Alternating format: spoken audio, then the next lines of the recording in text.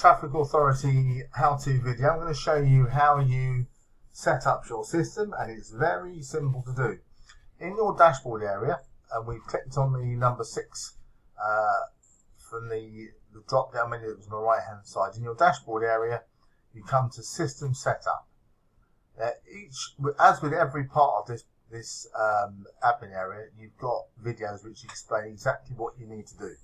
So what you'll do is you'll watch how it works here, number 1, and then when you've done that, you'll click on Continue to the next step, which takes you to set up your eWallet.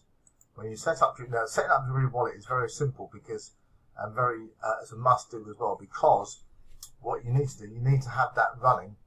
Click on stop there, hopefully that won't play. But what will happen is that you need your eWallet set up so that your money is then transferred directly to your bank, and that will happen once a week on a Friday for you. So that's how you set up your eWallet, and it shows you how the system works. That's how you set the first part of your system set up.